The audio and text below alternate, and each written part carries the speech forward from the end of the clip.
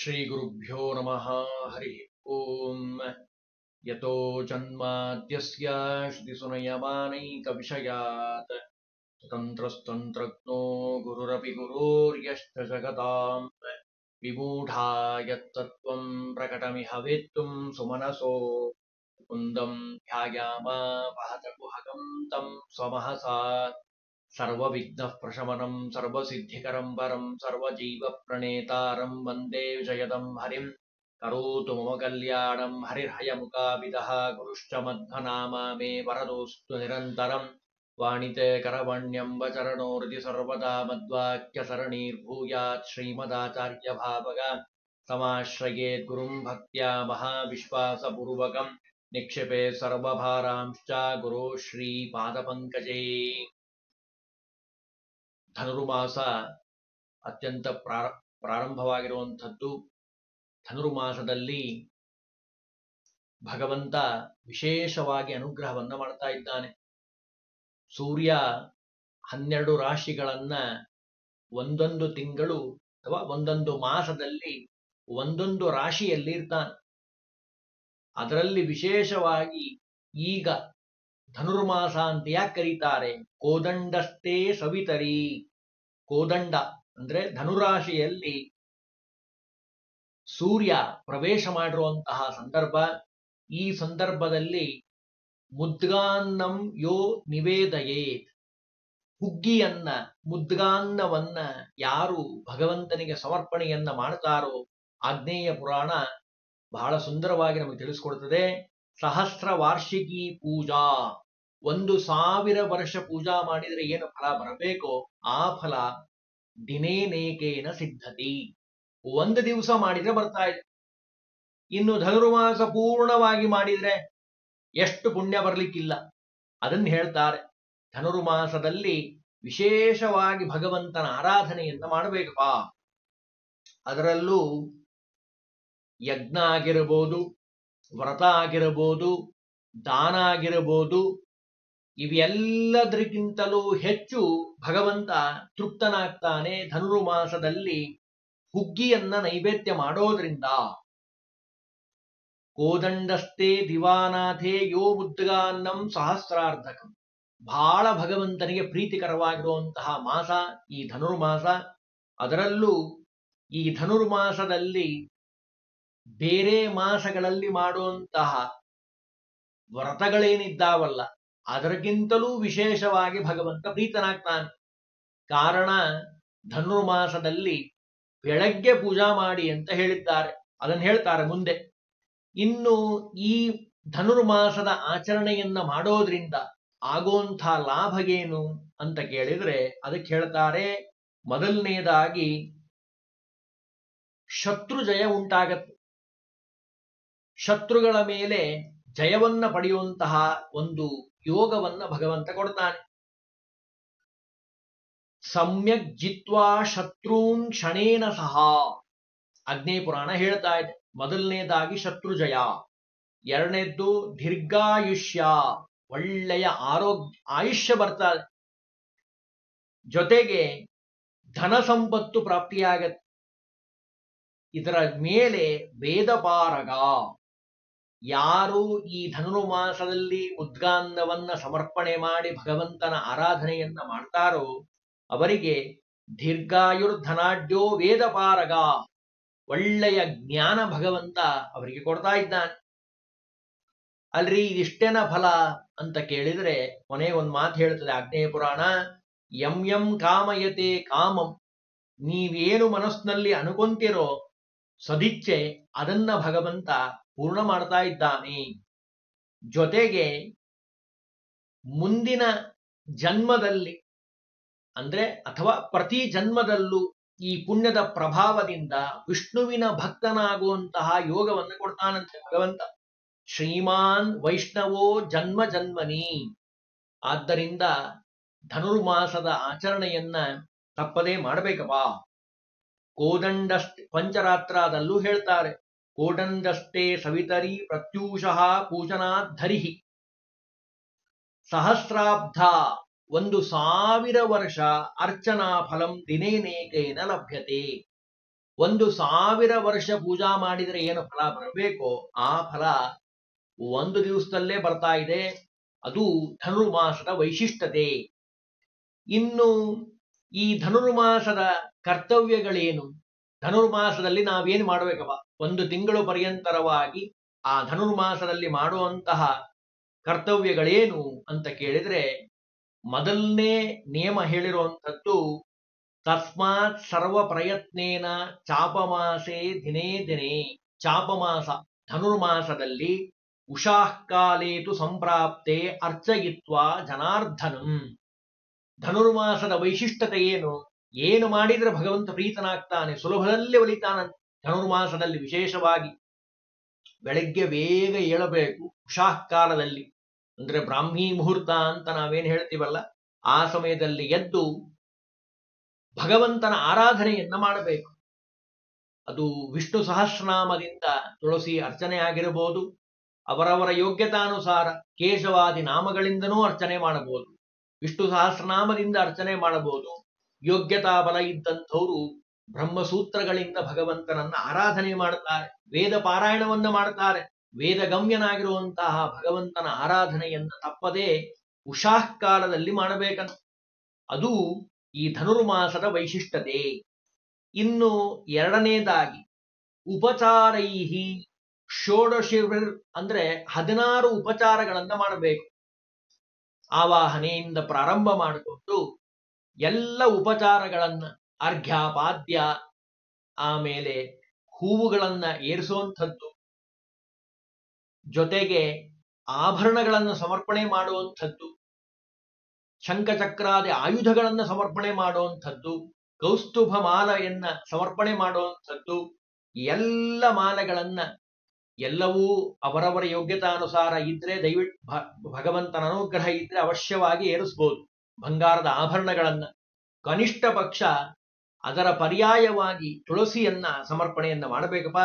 ಜೊತೆಗೆ ಮೂರನೇದಾಗಿ ಹೇಳ್ತಾರೆ, ಮೊದಲನೇದ್ದು ಬೆಳಗ್ಗೆ ಬೇಗ ಎದ್ದು ಸ್ನಾನ ಮಾಡಿ ಅರ್ಚನೆಯನ್ನ ಮಾಡಬೇಕು, 16 ಉಪಚಾರಗಳನ್ನ ಮಾಡಬೇಕು.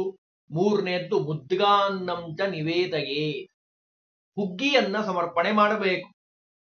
ಬೇರೆ ಕರ್ಮಗಳನ್ನ ಸಂಕೋಚ ಮಾಡಿಕೊಂಡಾದ್ರೂ ಪರವಾಗಿಲ್ಲ, ನನ್ನ ಮಾತಲ್ಲ, ಓದ್ಬಿಡ್ತೀನಿ ಶ್ಲೋಕವನ್ನ. ಯಥಾ ಸಂಕೋಚ್ಯ ಸತ್ಕರ್ಮ ಭುಂಕ್ತೆ ಅಲ್ಪ ದ್ವಾದಶಿ ದಿನೇ. ಹೇಗೆ ನೀವು ಅಲ್ಪ ದ್ವಾದಶಿ ಇದ್ದಾಗ ಸಂಕೋಚ ಮಾಡ್ಕೊಂತಿರೋ ಹಾಗೆ ಸಂಕೋಚ ಮಾಡಿಕೊಂಡ್ರೂ ಪರವಾಗಿಲ್ಲ, ಆ ಉಷಾಃಕಾಲದಲ್ಲಿ ಭಗವಂತನ ಆರಾಧನೆಯನ್ನ ಮಾಡೋದನ್ನ ತಪ್ಪಿಸಬಾರ್ದಪ್ಪ. ಕಷ್ಟಪಟ್ಟು ಪ್ರಯತ್ನ ಪೂರ್ವಕವಾಗಿ ಕಲಾಮಾತ್ರ ಸಾಧನೆ ಎಂದು ಕೊಟ್ಟಿರ್ತಾರೆ. ನಾವು ಹೇಗೆ ಎಷ್ಟು ಅವಸರದಿಂದ ಪೂಜಾ ಮಾಡ್ತೀವಿ ನೋಡಿ. ಯಾಕೆ ದ್ವಾದಶಿ ಮೀರಬಾರದು ಅಂತ? ಏಕಾದಶಿ ಮಾಡಿದವರಿಗೆ ಅದರ ಒಂದು ಮಹತ್ವ ಗೊತ್ತಾಗತ್ತೆ. ಆ ರೀತಿಯಾಗಿ ಅಷ್ಟು ವೇಗದಲ್ಲಾದ್ರೂ ಪರವಾಗಿಲ್ಲ, ಉಷಾಃಕಾಲದಲ್ಲಿ ಪೂಜೆಯನ್ನ ಮಾಡ್ಬೇಕಪ್ಪ. ಉಷಾಃಕಾಲ ಅಂತ ಅಂತೀರಲ್ಲ, ಅದನ್ನು ಸ್ವಲ್ಪ ವಿವರಣೆ ಕೊಟ್ಬಿಡ್ರಿ ಅಂತ ಕೇಳಿದ್ರೆ ಆಗ್ನೇಯ ಪುರಾಣ ಹೇಳ್ತದೆ, ಮುಖ್ಯ ಅರುಣೋದಯೇ ಪೂಜಾ. ಅರುಣೋದಯ ಕಾಲದಲ್ಲಿ, ಸೂರ್ಯೋದಯ ಆಗೋಕ್ಕಿಂತ ಮುಂಚೆ ಬರುವಂಥದ್ದು ಅರುಣೋದಯ. ಅರುಣ ಸೂರ್ಯನ ಸಾರಥಿಯಾಗಿರುವಂಥವನು, ಗರುಡನ ಸಹೋದರನಾಗಿರುವಂಥವನು. ಆ ಅರುಣೋದಯ ಕಾಲದಲ್ಲಿ ಮಾಡುವಂತಹ ಭಗವಂತನ ಆರಾಧನೆ ಈ ಧನುರ್ಮಾಸದಲ್ಲಿ ಉತ್ತಮವಾದ ಫಲವನ್ನು ಕೊಡ್ತಾ ಇದೆ.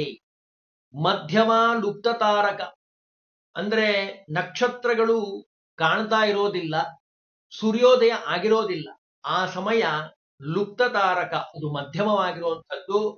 ಅಧಮ ಸೂರ್ಯ ಸಹಿತ, ಸೂರ್ಯ ಇರ್ತಾನೆ ಆ ಸಮಯದಲ್ಲಿ ಮಾಡುವಂಥದ್ದು, 6 ಗಂಟೆ ಮೇಲೆ ಮಾಡುವಂಥದ್ದು ಅದು ಅಧಮವಾಗಿರುವಂಥದ್ದು, ಅಥವಾ ಮಧ್ಯಮ ಅಂತ ಅನ್ಕೊಳ್ರಿ. ಇನ್ನು ಮಧ್ಯಾಹ್ನೇ ನಿಷ್ಫಲ ಭವೇತ್, ಮಧ್ಯಾಹ್ನ ಮಾಡಿದ್ರೆ ಏನು ಫಲ ಇಲ್ಲ.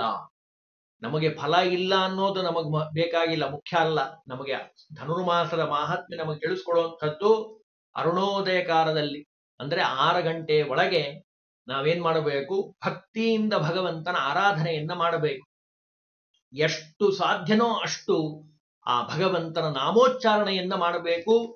ತುಳಸಿ ಹೂವುಗಳಿಂದ ಭಗವಂತನನ್ನ ಆರಾಧನೆ ಮಾಡಬೇಕು. 16 ಉಪಚಾರಗಳಿಂದ ಹುಗ್ಗಿಯನ್ನ ನೈವೇದ್ಯ ಮಾಡಬೇಕು.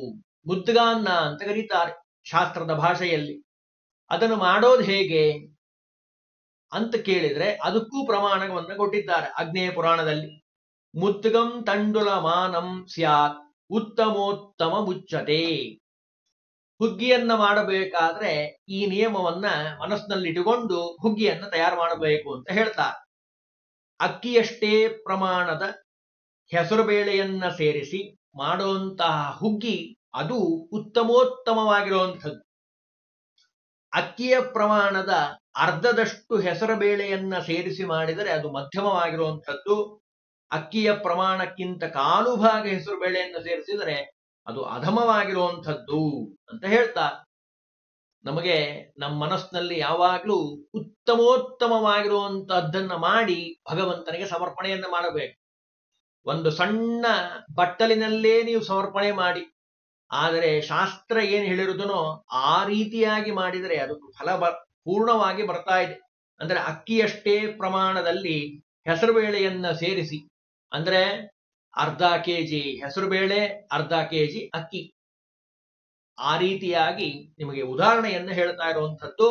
ನೀವು ಎಷ್ಟು ಅಕ್ಕಿಯನ್ನು ಸ್ವೀಕಾರ ಮಾಡ್ತೀರೋ ಅಷ್ಟೇ ಪ್ರಮಾಣದಲ್ಲಿ ಹೆಸರುಬೇಳೆಯನ್ನ ಹಾಕಿ ಚೆನ್ನಾಗಿ ಬೇಯಿಸಿ ಆ ಪದಾರ್ಥವನ್ನ ತಯಾರು ಮಾಡಬೇಕು. ಮನೆಯಲ್ಲೆಲ್ಲ ಸಾಮಾನ್ಯವಾಗಿ ಸೌಭಾಗ್ಯವತಿಯರಿಗೆ ತಿಳಿದಿರುವಂತಹ ವಿಷಯ ಇದು. ಈ ರೀತಿಯಾಗಿ ಆ ಹುಗ್ಗಿಯನ್ನ ದೇವರಿಗೆ ಸಮರ್ಪಣೆಯನ್ನ ಮಾಡಬೇಕು. ಮಧ್ಯಮಂ ತಂಡುಲಾರ್ಧಂ ತದರ್ಧಂ ಅಧಮಂ ಭವೇತ್. ಮುದ್ಗಂತು ದ್ವಿಗುಣಂ ಕೇಚಿತ್ ಪ್ರಶಂಸಂತಿ ಮುನೀಶ್ವರಾಹ ಯಥಾಬಲಂ ಪ್ರಕುರ್ವೀತ.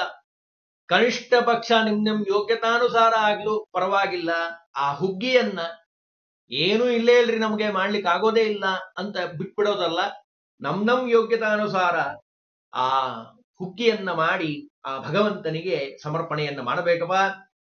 ಮುದ್ಗಾನ್ನವನ್ನ ಯಾರು ಸಮರ್ಪಣೆ ಮಾಡ್ತಾರೋ ಸ್ಮೃತಿ ಮುಕ್ತಾವಲಿಯಲ್ಲಿ ಒಂದೆರಡು ಮಾತು ಹೇಳ್ತಾರೆ. ದದ್ಯಾರ್ಧ ಕಂಚ ಮುದ್ಗಾನ್ನಂ, ಆ ಬೆಣ್ಣೆ ತುಪ್ಪವನ್ನ ಹಾಕಿ ಭಗವಂತನಿಗೆ ಈ ಹುಗ್ಗಿಯನ್ನ ಯಾರು ಸಮರ್ಪಣೆ ಮಾಡ್ತಾರೋ ಅವರಿಗೆ ಏನಾಗ್ತಾ ಇದೆ, ದದಾತಿ ಸಕಲಾನ್ ಭೋಗಾನ್ ಮೋಕ್ಷಂಚ ಜಗದೀಶ್ವರ. ಭಗವಂತ ಇಲ್ಲಿನ ಸುಖ, ಲೌಕಿಕ ಸುಖವನ್ನ ಕೊಡೋದಷ್ಟೇ ಅಲ್ರಿ, ಒಳ್ಳೆಯ ಜ್ಞಾನದ್ವಾರ ಭಗವಂತ ಮೋಕ್ಷವನ್ನೇ ಕರುಣಿಸ್ತಾನೆ. ಇದಕ್ಕೆ ನಾನು ಈ ಮೊದಲೇ ಹೇಳಿದೆ, ಶತ್ರು ಜಯ ಆಗುವಂಥದ್ದು ಅಂತ ಹೇಳಿದೆ. ಈ ಧನುರ್ಮಾಸದಲ್ಲಿ ಯಾರು ಈ ಹುಗ್ಗಿಯನ್ನ ನೈವೇದ್ಯ ಮಾಡ್ತಾರೋ ಅವರಿಗೆ ಆಗುವಂತಹ ಲಾಭ ಏನು, ಶತ್ರುಗಳ ಪರಿಹಾರ ಆಗ್ತಾ ಇದೆ. ಇದಕ್ಕೇನಾದ್ರೂ ಹಿಂದೆ ಯಾರಾದ್ರೂ ಇದನ್ನ ಪಡೆದಿದ್ರ ಫಲವನ್ನ ಅಂತ ಕೇಳಿದ್ರೆ ಅದಕ್ಕೆ ಯುಧಿಷ್ಠಿರ ಪ್ರತಿ ನಾರದ ವಚನಂ ಅಂತ ಹೇಳಿ ಪ್ರತಿಮುಕ್ತಾವಲಿಯಲ್ಲಿ ಒಂದು ಆಖ್ಯಾನವನ್ನ ಹೇಳ್ತಾರೆ. ಅದರಲ್ಲೂ ವಿಶೇಷವಾಗಿ ಸ್ತೋತ್ರವನ್ನ ಹೇಳಿದ್ದಾರೆ. ಧನುರ್ಮಾಸದಲ್ಲಿ ಹಿಂದೆ ಇಂದ್ರದೇವರು ರಾಜ್ಯವನ್ನ ಕಳಕೊಂಡಾಗ, ರಾಜ್ಯ ಭ್ರಷ್ಟರಾದಂತಹ ಸಂದರ್ಭದಲ್ಲಿ ಶಚೀದೇವಿ ಹುಗ್ಗಿಯನ್ನ ನೈವೇದ್ಯ ಮಾಡಿ ಲಕ್ಷ್ಮೀನಾರಾಯಣರನ್ನ ವಿಶೇಷವಾಗಿ ಸ್ತೋತ್ರ ಮಾಡಿದ್ದಾಳೆ. ಅದರ ಫಲವಾಗಿ ಇಂದ್ರದೇವರು ಮತ್ತೆ ರಾಜ್ಯವನ್ನ ಪಡೆದಿದ್ದಾರೆ. ಹಾಗಾಗಿ ಇಲ್ಲಿ ನೋಡಿ ಆ ಸ್ತೋತ್ರವನ್ನ ಹೇಳ್ತಾರೆ. ಶ್ರೀದೇವಿ ಪ್ರಥಮಂ ನಾಮ ದ್ವಿತೀಯಾಮೃತೋದ್ಭವ, ತೃತೀಯಂ ಕಮಲಾ ಪ್ರೋಕ್ತ, ಚತುರ್ಥಂ ಸರ್ವಸುಂದರಿ, ಪಂಚಮಂ ದೇವಗರ್ಭಾಚ, ಷಷ್ಟಂ ಚ ಮಧುಸೂದನಿ, ಸಪ್ತಮಂತು ವರಾರೋಹ, ಅಷ್ಟಮಂ ಹರಿವಲ್ಲಭ, ನವಮಂ ಶಾಂಗ್ರಣೀ ಪ್ರೋಕ್ತ, ದಶಮಂ ದೇವದೇವತ, ಏಕಾದಶಂತು ಲಕ್ಷ್ಮೀ ಸ್ಯಾತ್, ದ್ವಾದಶಂ ಇಂದಿರಾ ಭವೇತ್. ಈ ರೀತಿಯಾಗಿ 12 ನಾಮಗಳನ್ನ ಬೆಳಗ್ಗೆ ಆ ಬ್ರಾಹ್ಮೀ ಮುಹೂರ್ತದಲ್ಲಿ ಅರುಣೋದಯ ಕಾಲದಲ್ಲಿ ಯಾರು ಲಕ್ಷ್ಮೀ ನಾರಾಯಣರ ಸ್ಮರಣೆಯನ್ನ ಮಾಡ್ತಾರೋ ವಿಶೇಷವಾಗಿ ಅವರಿಗೆ ಸಂಪತ್ತನ್ನ ಕೊಡ್ತಾ ಇದ್ದಾಳೆ ಲಕ್ಷ್ಮೀದೇವಿ. ಅದನ್ನಿಲ್ಲಿ ಹೇಳ್ತಾರೆ. ಈ 12 ನಾಮಗಳನ್ನ ಇಂದ್ರದೇವರು ಮತ್ತು ಶಚೀದೇವಿ ಸ್ತೋತ್ರ ಮಾಡಿದ ಪ್ರಭಾವದಿಂದ ವಿಶೇಷವಾಗಿ ಅವರಿಗೆ ಸಂಪತ್ತು ತಿರುಗಿ ಬಂದಿರುವಂಥದ್ದು. ಅದನ್ನೇ ಹೇಳ್ತಾರೆ.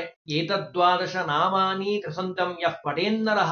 ಒಂದು ಬಾರಿ ಆದ್ರೂ ಹೇಳ್ರಿ ಅಂತ ನಾನು ಹೇಳೋದು, 3 ಸಾರಿ ಹೇಳ್ರಿ ಅಂತ ಹೇಳಿದ್ದಾರೆ ಅವರು. ಬೆಳಗ್ಗೆ ಆದ್ರೂ ಹೇಳಿ, ಆ ಸೂರ್ಯೋದಯ ಕಾಲಕ್ಕೆ ಪ್ರಾರಂಭ ಆಗೋಕ್ಕಿಂತ ಮುಂಚೆ.